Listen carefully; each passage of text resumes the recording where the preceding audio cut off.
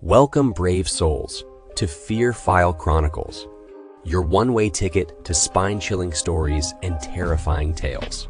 Tonight, we'll be diving into the darkest corners of the human mind with a story, Sapane, penned by the twisted mind of Nicolas Creepy. Together, we'll explore the unexplained and face our deepest fears.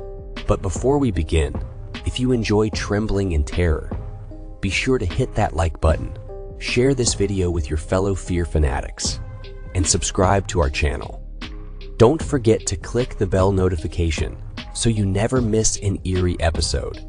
Your support truly means the world to us, so feel free to leave a comment below to join the Fear File Chronicles community. Now, without further ado, let's unravel the mysteries of the unknown together as we delve into tonight's fear-inducing story, Sapane. Dim the lights and prepare yourself for a chilling journey into the Fear File Chronicles. I don't possess a name, nor do I have a face. Yet since your birth, I've drawn smiles on your face and continue to do so. I bring joy to you and everyone else in the world, irrespective of circumstances. As the angel of dreams, I perceive no barriers in spreading joy, or at least, that's how I like to think of it. My skin is pallid, and I lose strands of hair regularly. Those demons ruthlessly wrecked my body, tearing me apart. Yet, their actions failed to erase my laughter. One must always gaze at the sky, fostering optimistic thoughts. My flesh is akin to sand, with which I lightly touch your forehead. It enables you to dream about the most splendid things. The best part of it all? The dreams I concoct with my sand feel so realistic that children believe they are genuinely living them. Dreams are my domain, hence the name Sandman. I find joy when children envision fantasy worlds and wear serene smiles as they sleep.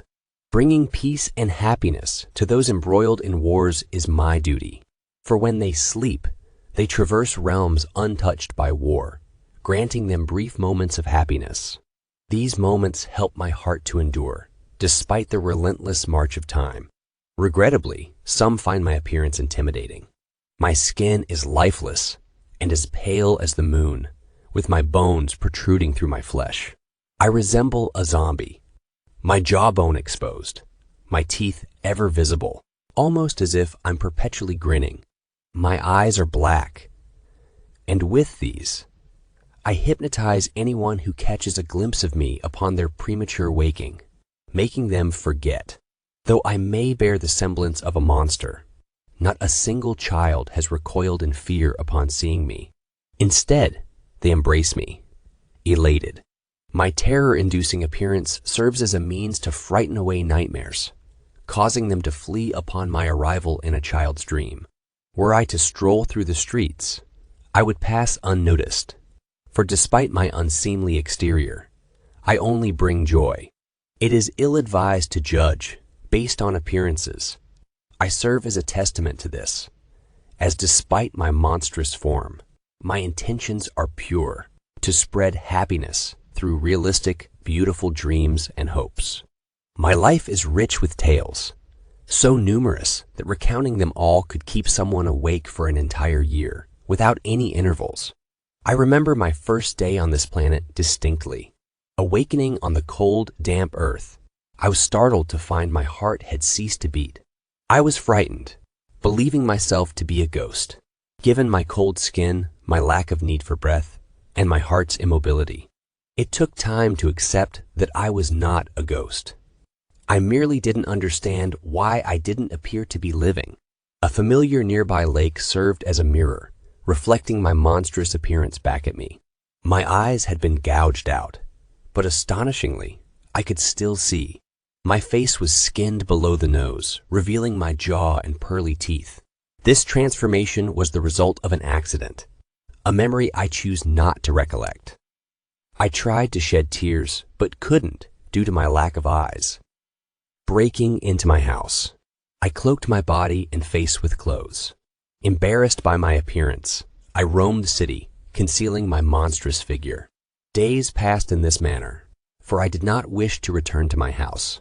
The fear of being seen compelled me to live on the streets, surviving by rummaging through garbage bins.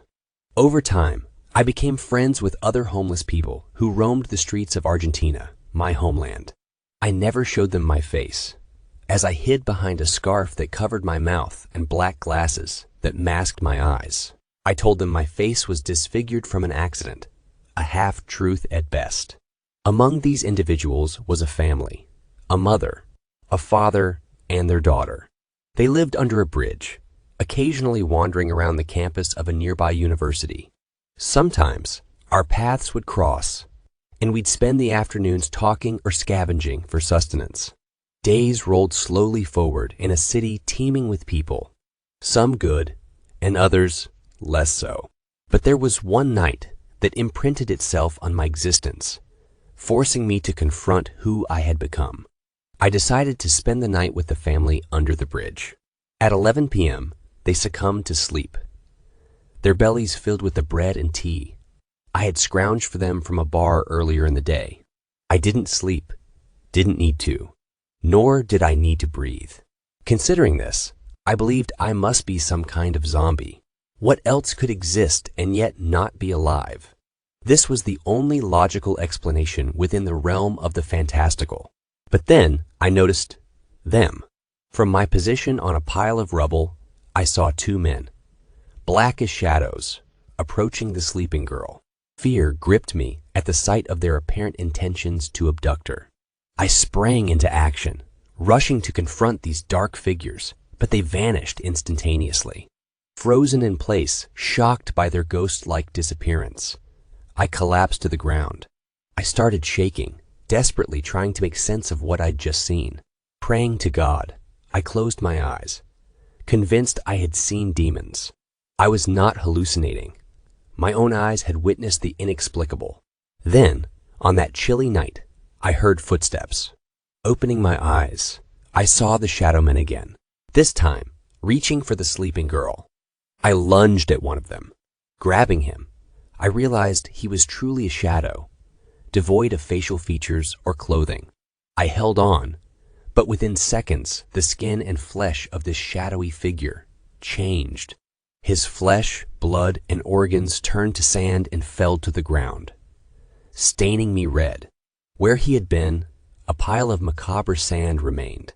The other shadow vanished upon witnessing its companion's demise. I remained on the ground, shaking, terrified, and completely at a loss for what had just occurred. The family awoke, unnoticed by me. They found me on the ground, a picture of fear. During the scuffle, my scarf and glasses had fallen off, revealing my face. But my primary concern was the blood and remnants on the ground. However, they didn't seem to notice. They did not question the scene, did not see the blood or the sand, simply looked at me with confusion. In fear, I asked if they could see the blood covering me. They said no. They were oblivious to the blood and viscera. And what struck me most was their lack of reaction to my appearance. They couldn't comprehend why I was terrified, and I was too shocked to explain. I got up and ran, leaving everything behind. My face was exposed, but none of the early morning passers-by seemed to recognize the monster I felt I had become, leaving me feeling bewildered and even more frightened. As I ran, I began to hear whispers, voices that weren't there before. Then, in an instant, I was flying. My body transformed into sand, and I was lifted into the sky, soaring above buildings and fields. I wasn't scared anymore, but I was deeply confused. I thought I might have died and ascended to heaven, but then I landed beside a stream on the roadside. The sand that I had become gathered and formed back into my solid body. Kneeling on the pebbles by the stream, I noticed grains of sand falling from my skin. I realized then I was a Sandman, just like the entity I had destroyed under the bridge. But my sand was not black. It was the color one might find on any ordinary beach. Then I heard a voice in my head. From today, no good will be afraid of you, as I will cloud their vision so they do not scream. You will travel through the land and extinguish all nightmares that threaten children and the good people with a mere touch. Any malevolent force daring to confront you won't live if you lay your hand upon it. You are an exterminator, an angel of dreams. I heard these words seeping from the ether. No doubt lingered in me. I had succumbed to madness. A skeptical chuckle escaped my lips. Angel of dreams? I posed to the void. I am clueless. I don't know what I am. What is this? What is this bleeding sand? The voice returned.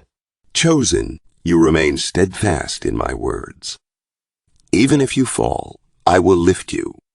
In that moment, a comforting breeze coursed through my body, filled with a peculiar lightness. My form reverted to sand, and I was swept away by the sacred wind. I landed on a terrace, halting to view the distant city lights, a city that once watched me grow, watched me transform. My heart found its rhythm once again. I am your God, and by hearing my words, you shall act. A chosen one amongst mortals is destined to complete the task I bestow upon you today. Angel of dreams. The Creator's voice echoed. Those looming shadows were nightmares, dark entities that vanished upon seeing me, though some dared to engage in combat. Their blood is my baptism. Just like nightmares, human monsters, and demons too, perish when they dare to confront me. I can't obliterate them with a touch as I can with nightmares, but they are no threat. I am undying. My skin bears countless wounds. My back and chest bones lie exposed. So is my abdomen. I lack some organs, ripped away by my adversaries in their futile attempts to end me. Demons marked me with these scars, but I wear them proudly as a testament of my status as the true exterminator. One night, a girl, a friend amongst the countless, dubbed me Sapane. I found it endearing. That's why I prefer being addressed that way. But you can call me whatever you wish. And even if it seems unlikely, you too are my friend. I've filled your dreams with beauty, unbeknownst to you, and I've driven away your nightmares with my mere presence. If you smile, know that it brings a smile to me as well, for I am the dream's angel for the good. Only the righteous can dream without fear, as I will be there to protect them. Shadows daring to touch the virtuous will find their hands severed. You wish to know my story? Just dream. Someday, you will understand.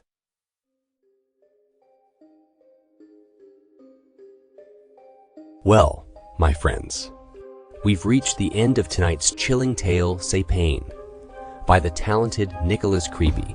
I hope you've enjoyed our descent into darkness, and that you'll carry a piece of the Fearfile Chronicles with you as you drift into uneasy dreams. If our story left you shivering and shaking, don't forget to like this video. Share it with others who crave a good scare, and subscribe to the Fearfile Chronicles for more haunting horrors. Remember to hit the bell notification so you're always among the first to know when a new nightmare awaits. As always, we appreciate your support and would love to hear your thoughts in the comments below. Sharing your fears and frights with us truly means a lot, so don't be shy to engage with our sinister community. Until next time, remember to embrace the darkness, for it is within the shadows that our most terrifying stories are born. Good night, and stay scared.